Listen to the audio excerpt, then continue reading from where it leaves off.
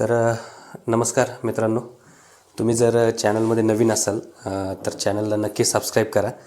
आणि आज आहे 19 डिसेंबर. तर आजचा जो व्लॉग आहे तो खूपच स्पेशल आहे, कारण आज आपण ज्या ठिकाणी जाणार आहोत त्या ठिकाणाला रामायणामध्ये किष्किंधा या नावाने ओळखलं जायचं.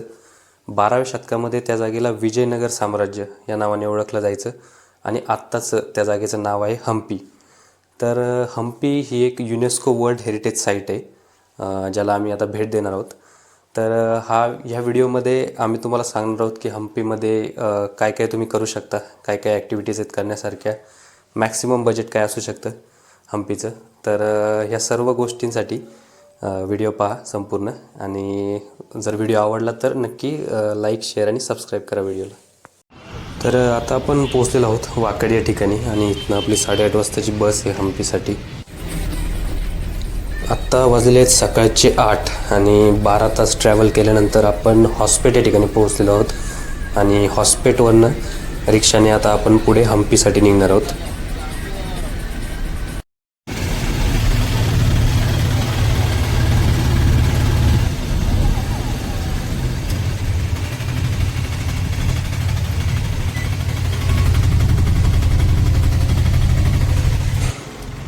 थोड्याच वेळात आपण हम्पीमध्ये पोहोचतो आहोत आणि आपली जी ट्रिप आहे त्याची सुरुवात होणार आहे.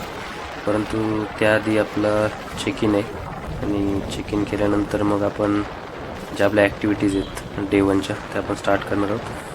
सो करूयात कंटिन्यू.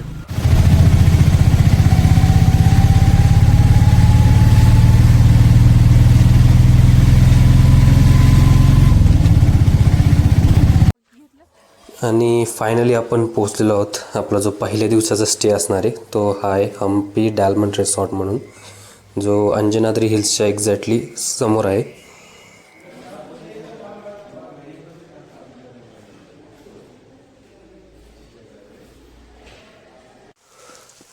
तर आज आपला हम्पीतला पहिला दिवस आहे आणि जी आपल्याला रूम मिळालेली तुम्ही पाहू शकता. रूमचा जो व्ह्यू आहे तो पाहण्यासारखी गोष्ट आहे.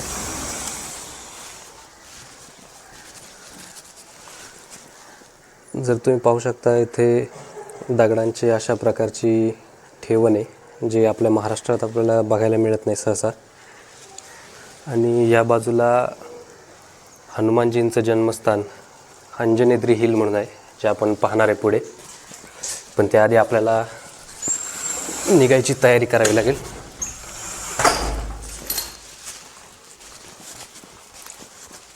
चला, आवरलं का? चलो भेटूया थोड्या वेळाने.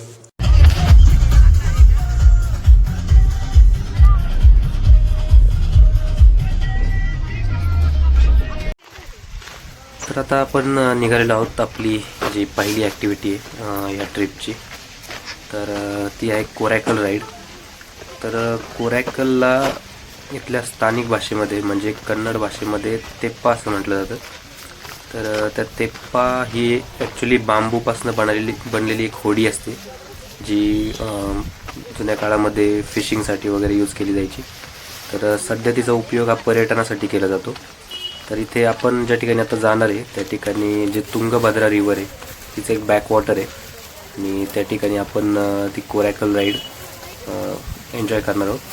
तर पाहूयात आपण आता थोड्याच वेळात कोरॅकल राईड कशा प्रकारे असणार आहे.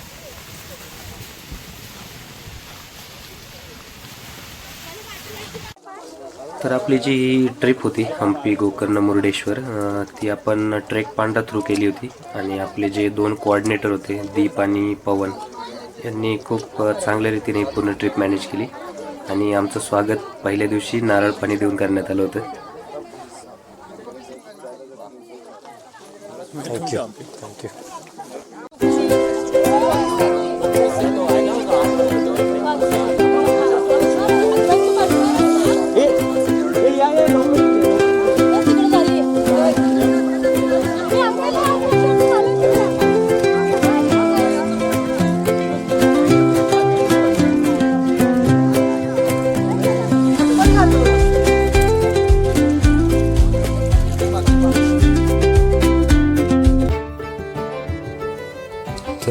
आता आपण निघालेलो आहोत द कोरेकल राईडसाठी आणि आपल्याला त्याआधी लाईफ जॅकेट्स दिलेले आहेत. लाईफ जॅकेट्स ज्यांना पोहता येत नाही त्यांनी घालणं खूप आवश्यक आहे.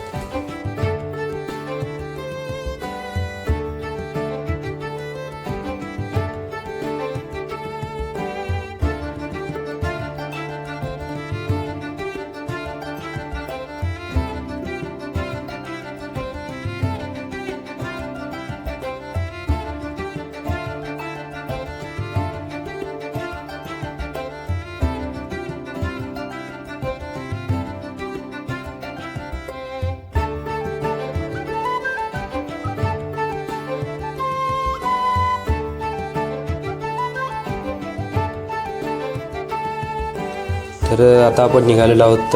हे जे बॅक वॉटर आहे याच्या थोडंसं आपण आतमध्ये जाणार आहोत आणि त्या ठिकाणी नेऊन ते आपल्याला एक सर्क्युलर राऊंडमध्ये फिरवणार आहेत.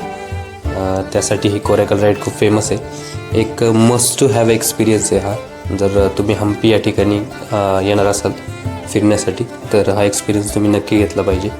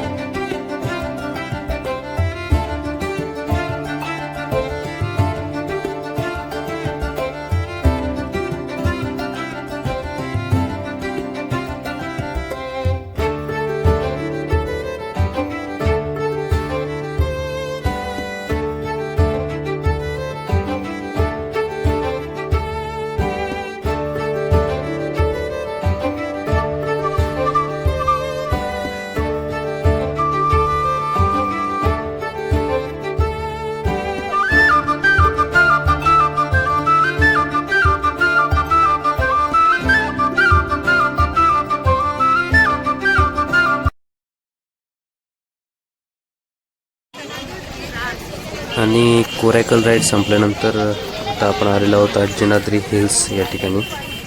तर या ठिकाणी मी जास्त रेकॉर्डिंग करू नाही शकलो कारण या ठिकाणी भरपूर माकडं असल्यामुळे ज्या महत्त्वाच्या गोष्टी असतात त्या आपल्याला जपून ठेवाव्या लागतात. त्यामुळे जास्त रेकॉर्डिंग नाही करू शकलो या ठिकाणी. परंतु जेव्हा आपण एंट्रन्सकडनं निघतो तेव्हा आपल्याला दिसतं एकदम टोकावरती मंदिर आहे अंजनाद्री हिल्सवरती.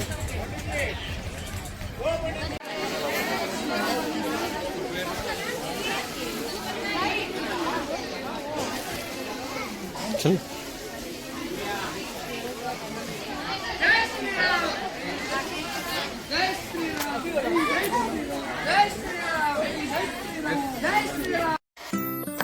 तर जसजसं तुम्ही मंदिराच्या जवळ पोहोचता तसतसे रस्ते अरुंद होत जातात आणि अचानक एकदम सरळ अशी चढाई असते काही ठिकाणी, त्यामुळे तुम्हाला दम लागण्याची वगैरे शक्यता असते.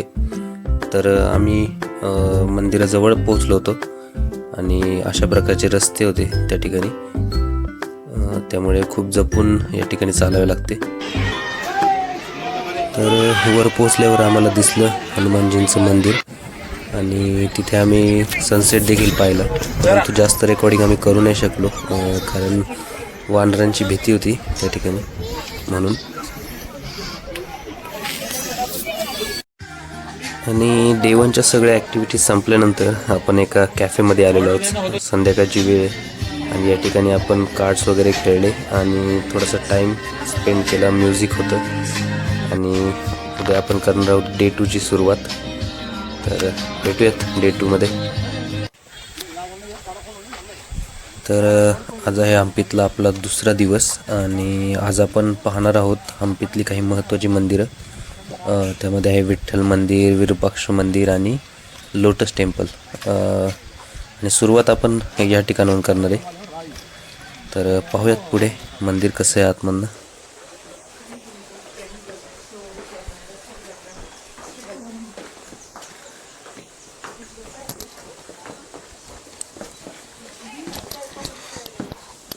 तर आपण आज हम्पीला सुरुवात केली आणि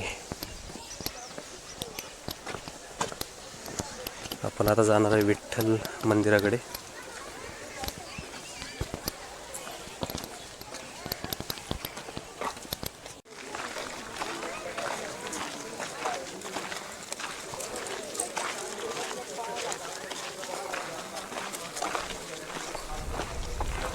या जागेचं नाव आहे कुद्रे गोंबा मंडप.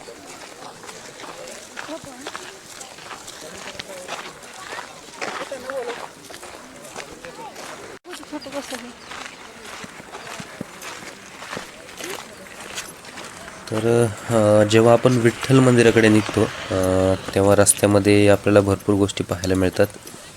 छोटी छोटी मंदिरं असतील किंवा छोट्या छोट्या वास्तू असतील. तर त्यातलीच एक महत्त्वाची अशी वास्तू आहे ज्याचं नाव आहे पुष्करणी. तर तुम्हाला दाखवतो मी पुष्करणी काय आहे.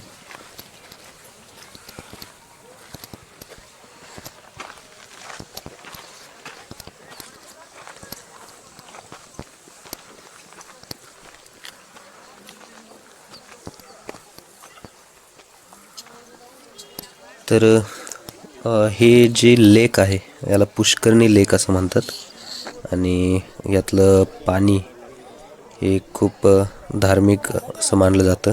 यामध्ये आंघोळ करणं वगैरे.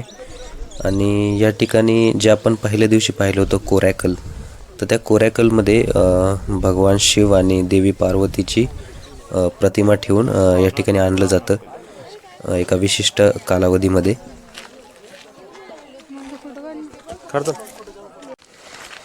तर आता आपण पोचलेलो विठ्ठल मंदिरापाशी आणि थोडीशी पडझड झालेली आहे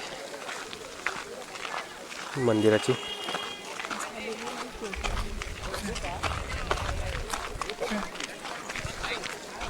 च्या आजूबाजूला अजून देखील मंदिर आहे, त्याची पण आपण माहिती घेऊ पुढे.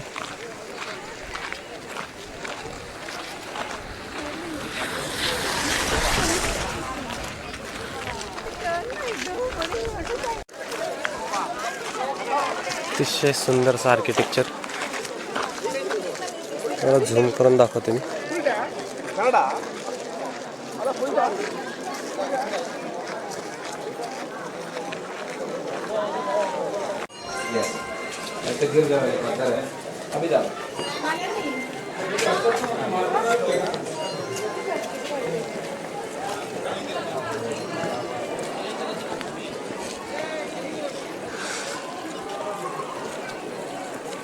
याला बोलतात आर्किटेक्चर.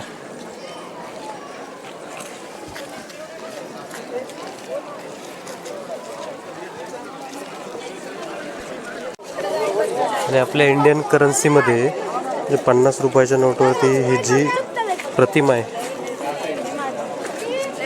ती हम्पी या ठिकाणी आहे. पाहू शकता. दिस इज द आर्किटेक्चर.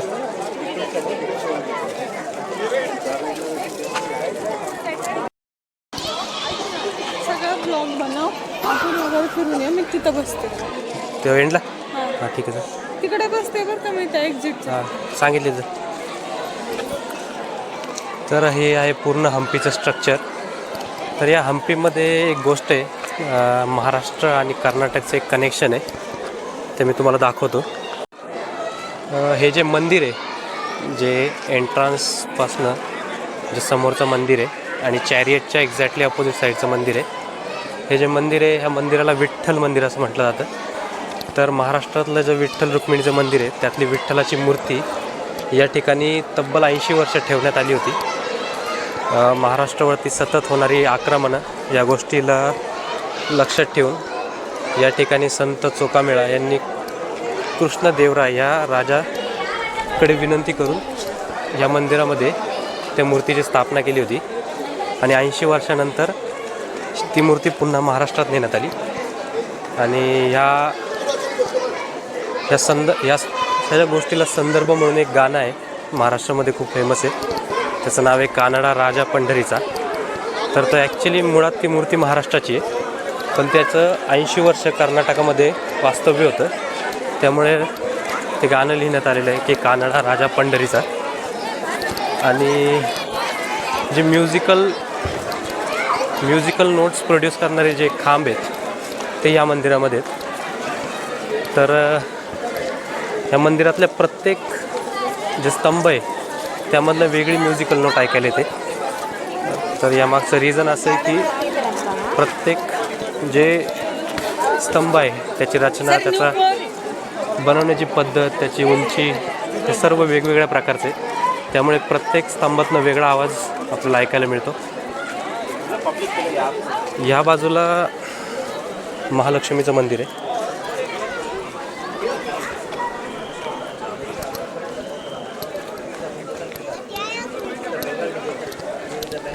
आणि या ठिकाणी एक छोट्या स्वरूपाचं मंदिराचं पूर्ण स्वरूप आहे.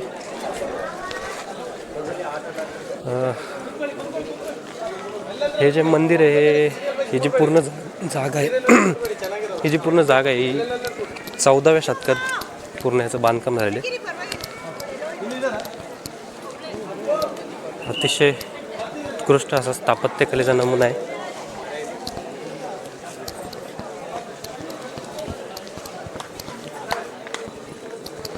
हे जे मंदिर आहे यामध्ये यांच्या स्तंभावरती पूर्ण रामायण तुम्हाला पाहायला मिळेल. हे बाली आणि सुग्रीव यांच्यातलं झालेलं युद्ध, रामाने त्याला केलेली मदत सुग्रीवला, त्यानंतर पूर्ण जे इव्हेंट्स आहेत रामायणातले, जसं सीतामातेला हनुमानाने अंगठी दाखवली होती, रामाने ती अंगठी हनुमानाकडे सोपवलेली होती. हे जे रामसेतू बांधण्यासाठी पूर्ण दगड वगैरे वानर सेनेने वाहून नेलेले होते. अशा प्रकारे पूर्ण जे रामायण आहे ते या मंदिराच्या स्तंभांवरती कोरलेलं आहे.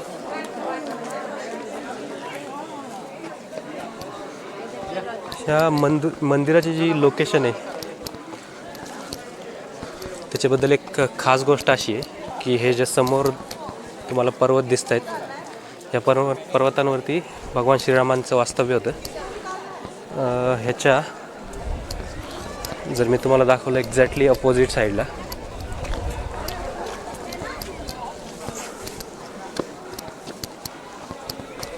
जर तुम्ही पाहिलं, मी तुम्हाला झूम करून दाखवतो. हे जे दिसते तुम्हाला हे अंजनेरी पर्वत आहे. येथे हनुमानजींचा जन्म झाला होता. या बाजूला प्रभू श्रीरामांचं वास्तव्य होतं आणि त्या बाजूला म्हणजे असं विविध प्रकारचे ऐतिहासिक संदर्भ आहेत चारी बाजूला, त्यामुळे त्याच्या एकदम मध्यभागी या मंदिराची रचना करण्यात आलेली आहे.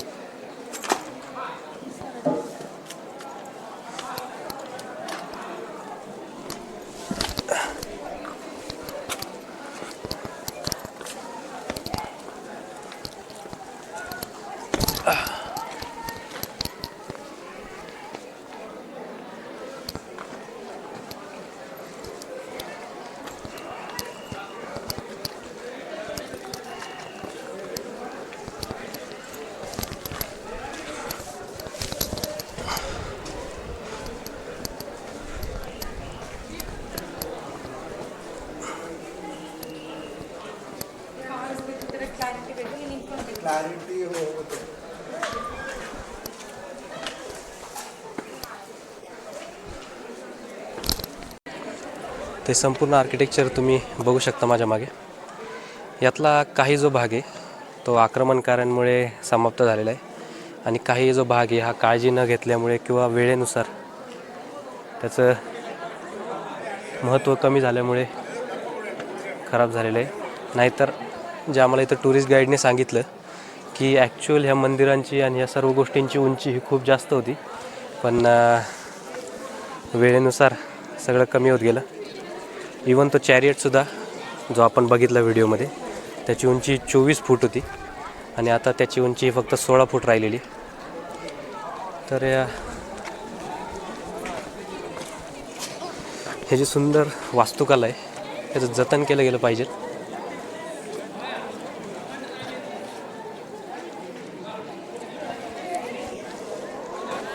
आपल्या महाराष्ट्रामध्ये किंवा जर नॉर्थ साईडला तुम्ही गेले तर मंदिराच्या वरती तुम्हाला कळस बघायला भेटतात, पण साऊथ साईडच्या मंदिरांना अशा प्रकारे 2 बाजू बघायला भेटतात.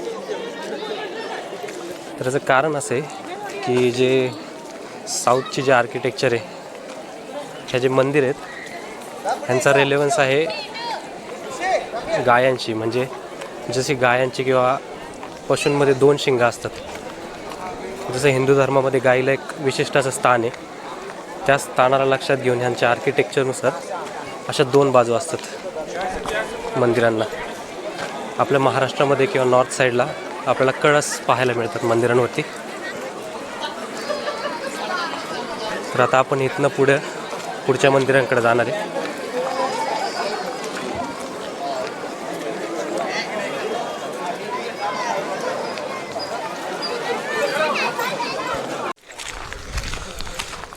हम्पीच्या चारी बाजूला तुम्हाला अशा प्रकारचे खांब दिसतील.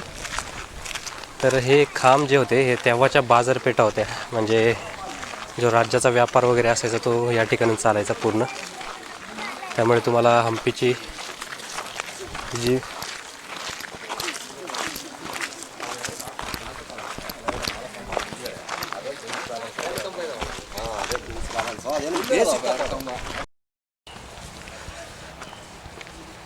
तर ह्या राज्याचं जे आधीचं नाव होतं ते होतं किष्किंधा आणि किष्किंधेचा राजा बाली याचे संपूर्ण राज्य होतं.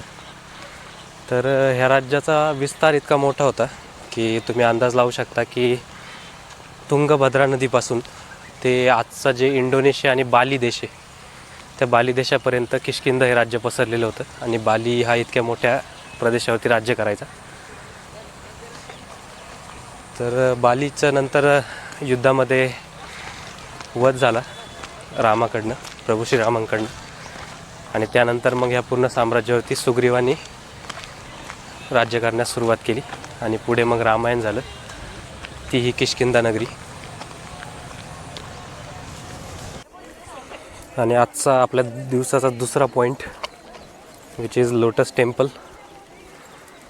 आणि हे आहे लोटस टेम्पल. तर हे टेम्पल डेडिकेटेडली जे इथले क्वीन्स होत्या त्यांच्यासाठी डेडिकेटेडली सेपरेट एक टेम्पल किंवा एक प्रिमायसिस.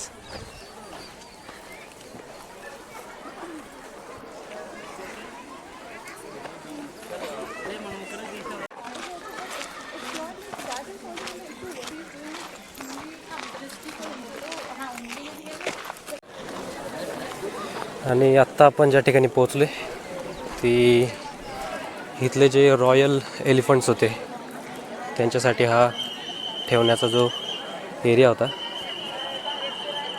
या ठिकाणी जे इथलं विजयनगर एम्पायर होतं त्याचे सर्व हत्ती वगैरे इथे त्यांची पूर्ण निगा राखली जायची.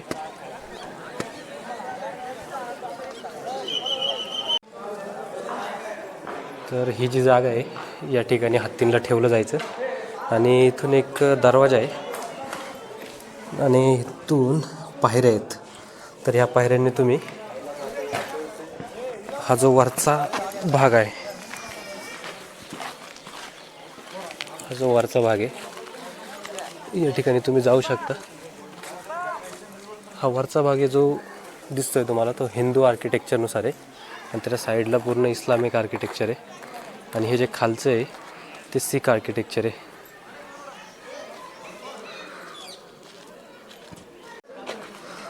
या ठिकाणून देखील पायऱ्यात जर तुम्ही पाहू शकता, झूम करतो मी, अशा पायऱ्या आहेत वरती जाण्यासाठी. आणि हा जो पूर्ण एरिया तुम्हाला दिसतोय या ठिकाणी जो विजयनगर साम्राज्य होतं म्हणजे कृष्णदेवराय यांचे जी मुलगी होती त्यांच्यासाठी हा पूर्ण महाल बनवलेला होता.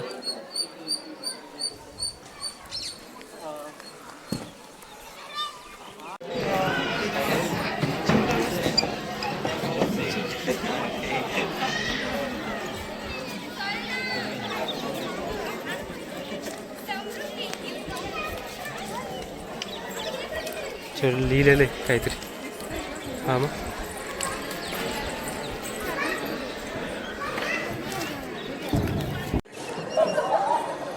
आजच्या दिवसाचा शेवटचा आपला जो स्पॉट आहे विरूपाक्ष मंदिर, तो पाहण्यासाठी आपण आलो आहे. आणि इथं तुम्ही वरती पाहू शकता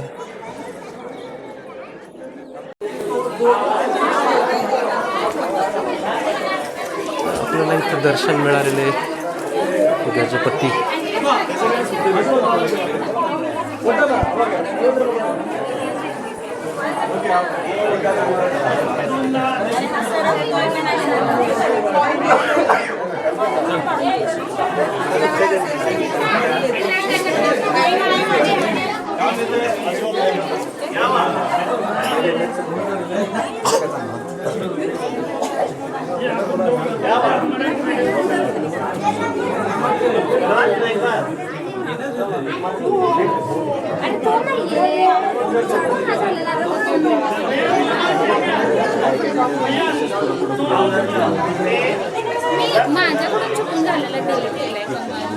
गणपती बाप्पा इथं स्वतः सगळ्यांना दर्शन देत आहेत.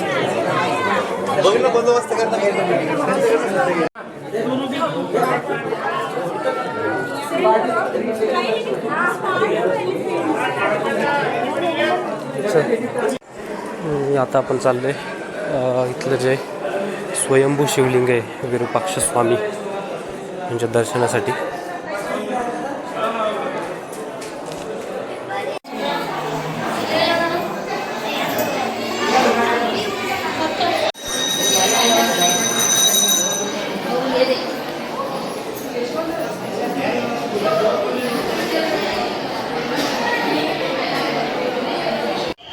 आपण जाऊन आलो ना, आता आत गेलो ना.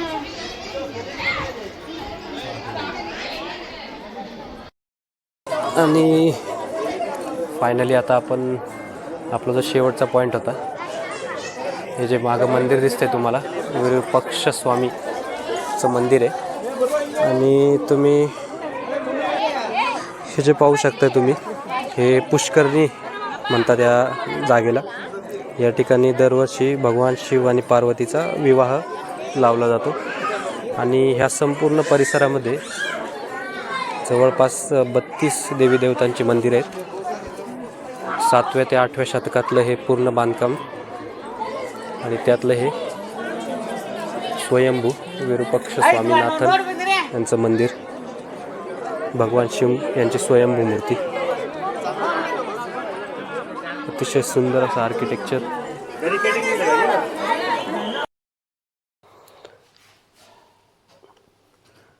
तर आज आपला 3रा दिवस आहे आणि आज आपण जाणार आहे कर्नाटकातलं महाबळेश्वर टेम्पल आणि त्यानंतर आपण मुरुडेश्वर आणि होन्नावर हे 3 ठिकाणं आज कवर करणार आहे. तर पाहूया पुढे. तर आपण फायनली पोचलो गोकर्णला. तर ह्या जागेला गोकर्ण नाव कसं पडलं यामागे खूप इंटरेस्टिंग अशी स्टोरी आहे. तर ती स्टोरी अशा प्रकारे आहे की रावणाने जेव्हा या ठिकाणी आत्मलिंग ठेवलं आणि ते आत्मलिंग काढण्याचा जेव्हा त्याने प्रयत्न केला तर त्याने खूप बलाचा उपयोग केला आणि त्यामध्ये त्या आत्मलिंगाचा जो आकार होता तो गायीच्या कानासारखा झाला. त्यामुळे या जागेला गोकर्ण असं नाव पडलं.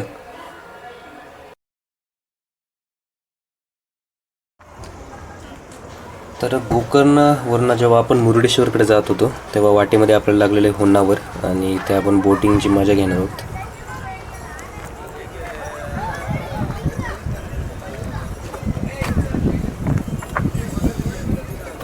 आणि तिसऱ्या दिवसाचा आपला आजचा शेवटचा नाही, सेकंड लास्ट पॉईंट होन्नावर.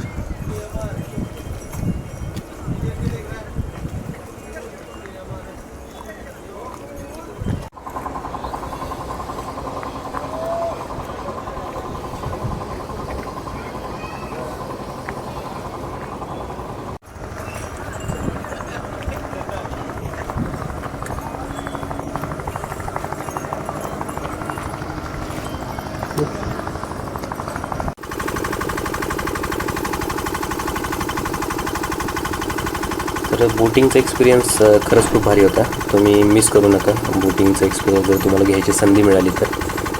जर तुम्ही युरोपमधलं तुम्हाला व्हेनिस शहर माहीत असेल तर जसे दोन्ही बाजूनी बिल्डिंग्स असतात तसंच या ठिकाणी दोन्ही बाजूनी तुम्हाला नारळाची झाडं आणि दुकानं वगैरे खूप सिनेमॅटिक असा एक्सपिरियन्स होता.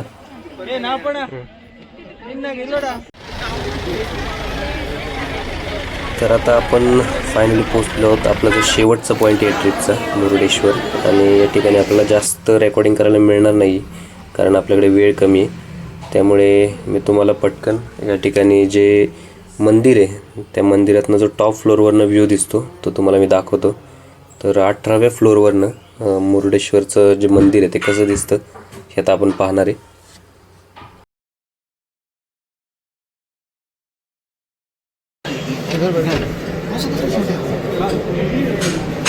तर हे आहे मुरुडेश्वर महादेवाचं मंदिर 18व्या फ्लोअरवरनं, आणि चारही बाजूला समुद्र आहे आणि समुद्राला लागून एक मोठी अशी समुद्र किनारा आहे आणि त्या समुद्र किनाऱ्यावरती हे मुरुडेश्वर महादेवाचं मंदिर आहे.